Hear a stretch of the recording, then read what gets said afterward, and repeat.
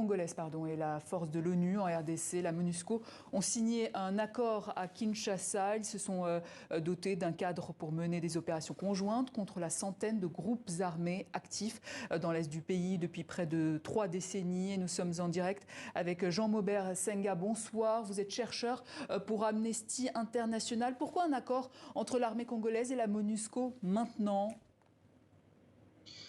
Alors, déjà, il faut dire, bonsoir, il faut dire que le contenu de cet accord n'a pas encore été rendu public. Il semble que ce sont des modalités de collaboration pratiques sur le terrain, notamment pour éviter des accrochages entre les deux forces, et notamment pendant que l'Ouganda mène des opérations également dans la région du Nord Kivu et de l'Ituri. Alors, il n'est pas clair si cela participe de l'intention du président Tshisekedi depuis plusieurs mois déjà d'établir un commandement conjoint avec les FARDC, avec la MONUSCO, ou bien si c'est un accord ponctuel lié justement à cette intervention ougandaise. Alors on a appris que le ministre ougandais justement de la Défense nationale, Vincent Bamalangaji, est arrivé ce mercredi à Bunia, chef-lieu de la province de l'Ituri. La semaine dernière, on avait vu la venue des forces ougandaises sur le sol congolais. Y aurait-il un lien entre cette décision qui divise les populations et cet accord avec la MONUSCO ? Justement, enfin, c'est ce que je disais, ce n'est pas clair parce que l'accord lui-même n'a pas été rendu public.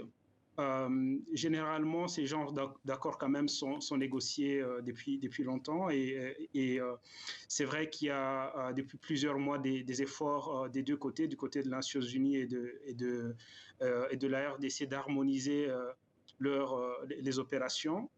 Mais voilà, jusqu'à ce qu'on prenne connaissance du contenu de l'accord, il sera difficile de le dire.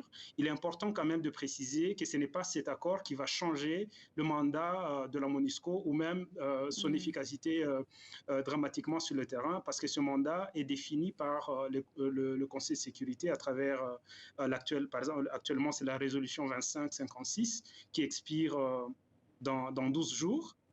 Et qui va probablement être prolongée. C'est cette résolution-là qui définit le mandat et ce n'est pas un accord signé entre l'armée et le commandant de la force onusienne. Et comme souvent, ce sont les civils qui en payent le prix fort. On a vu il y a quelques jours que des camps de déplacés ont été attaqués par des groupes armés. Quel est l'appel lancé ce soir par Amnesty International ?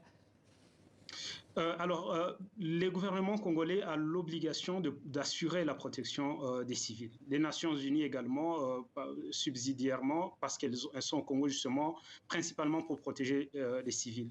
Et si les opérations avec l'Ouganda rentrent dans ce cadre, c'est légitime pour l'État congolais. Par contre, le gouvernement congolais et le gouvernement ougandais sont également tenus de respecter le droit international des droits de l'homme et le droit international humanitaire pendant ces opérations.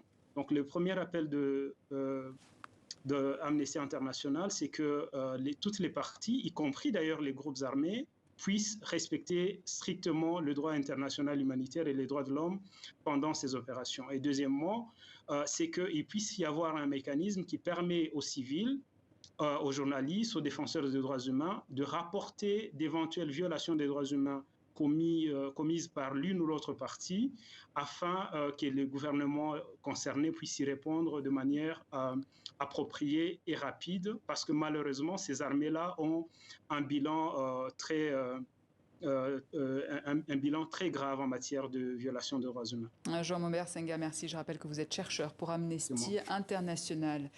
Et